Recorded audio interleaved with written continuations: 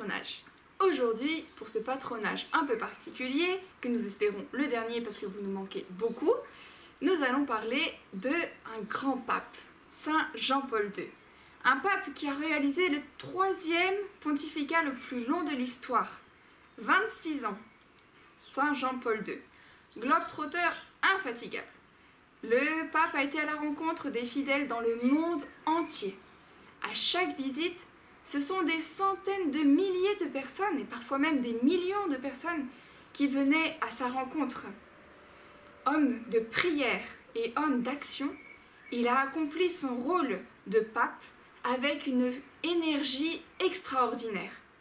Étant à la fois chef spirituel de l'Église, médiateur politique, diplomate, et il avait la charge d'âme de tous les chrétiens. Nous allons regarder un petit peu sa vie.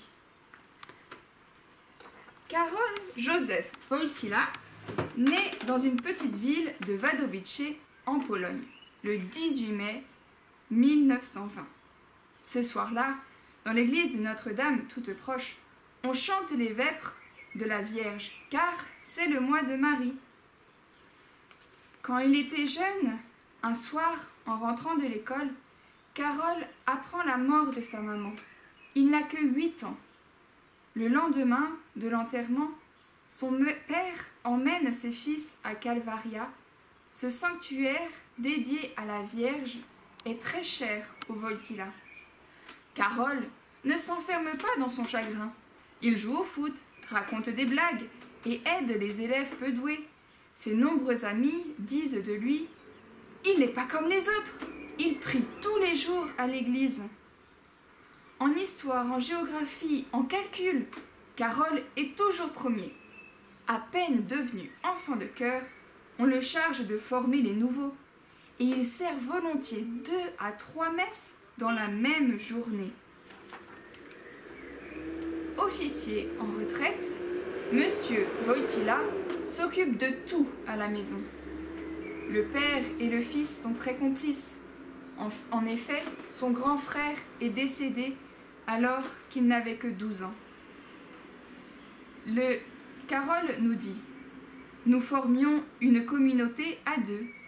Le simple fait de voir papa s'agenouiller au pied de la croix a eu une influence décisive sur mes jeunes années. » Chez lui, dans sa chambre, Karol prie chaque jour, souvent plus d'1 heure. Il s'abandonne à la volonté de Dieu, couché sur le sol et les bras en croix, comme le font parfois les Polonais. Le 1er septembre 1939, comme chaque premier vendredi du mois, Karol est venu à la cathédrale de Cracovie se confesser. Soudain, un avion allemand bombarde la ville. Hitler a déclaré la guerre à la Pologne.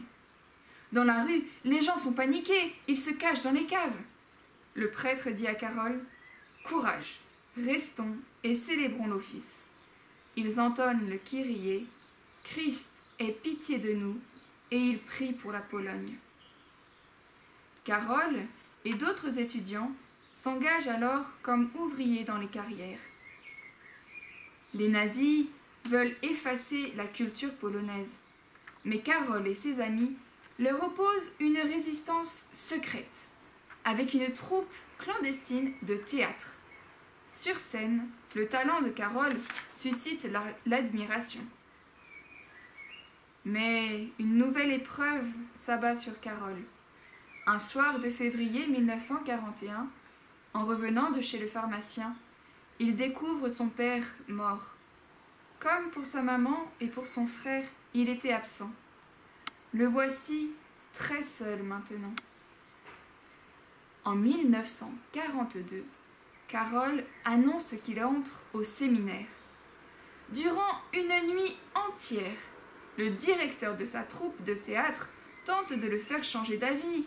« Tu as beaucoup trop de talent pour abandonner le théâtre. » Mais Karol ne fera pas une carrière au théâtre.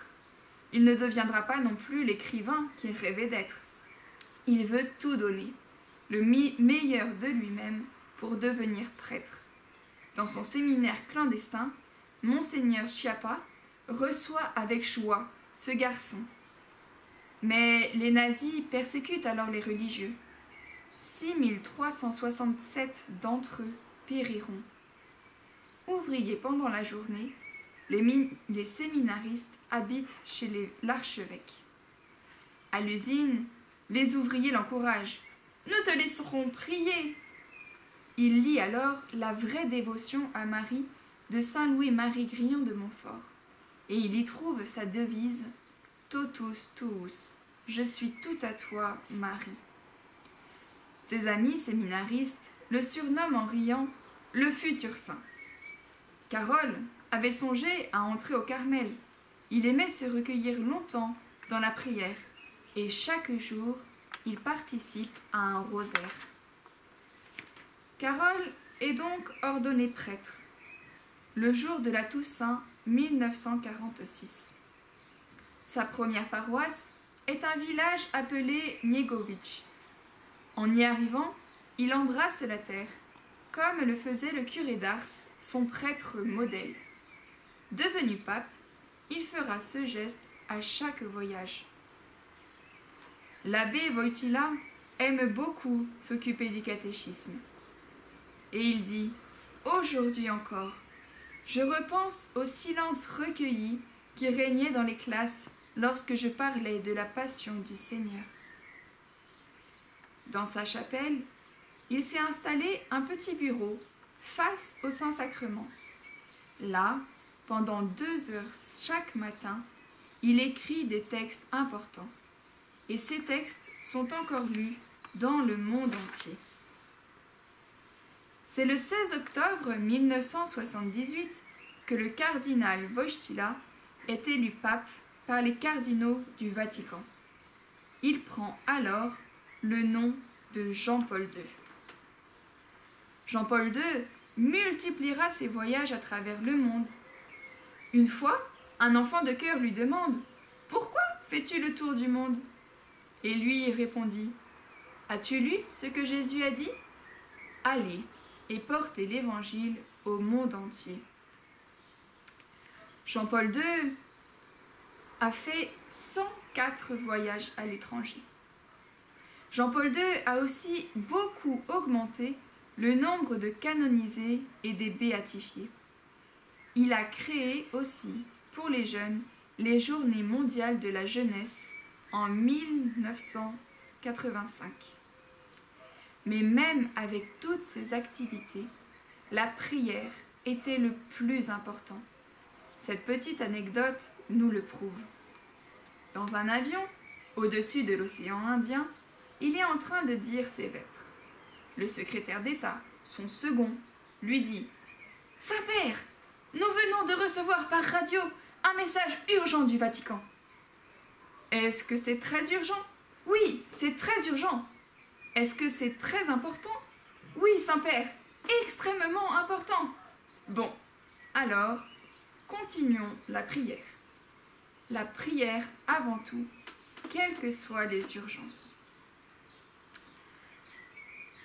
Après 2 hospitalisations, Saint Jean-Paul II est malade. Saint Jean-Paul II meurt au Vatican le 2 avril 2005 pour les premières vêpres de la fête de la Miséricorde. Sa dépouille sera exposée à la place Saint-Pierre jusqu'à ses funérailles le 8 avril. Et des millions de fidèles vinrent lui rendre un dernier hommage. Saint Jean-Paul II, malgré son emploi du temps très chargé, prendra tous les jours le temps pour adorer Jésus au Saint-Sacrement. Avec la messe, c'est là où il puisait la force d'accomplir sa mission. Il ne pouvait pas passer devant la porte d'une église ou d'une chapelle sans s'arrêter pour saluer Jésus. En ce début de déconfinement, vous pourriez aller saluer Jésus au Saint-Sacrement à chaque fois que vous passez devant une église. La devise de Saint Jean-Paul II était « Totus tuus Maria », ce qui veut dire « Je suis tout à toi, Marie ». En cette fin de mois de Marie, et aussi en ce début du mois du Sacré-Cœur, eh bien, Vous pourriez, par exemple, mettre une petite image de la Vierge Marie sur votre oreiller et, en la voyant, le soir en vous couchant, réciter un Je vous salue Marie et la remettre quand vous vous leverez le lendemain matin pour en dire un deuxième. La Sainte Vierge, dans beaucoup de ses apparitions, demandait qu'on récite le rosaire. En cette fin de mois de Marie, nous pourrions essayer de réciter tous les jours le chapelet. Faisons de notre mieux pour répondre à la demande de Marie, de réciter le rosaire et pour prendre peut-être pour nous-mêmes aussi la devise de Saint Jean-Paul II, Totus tuus Maria.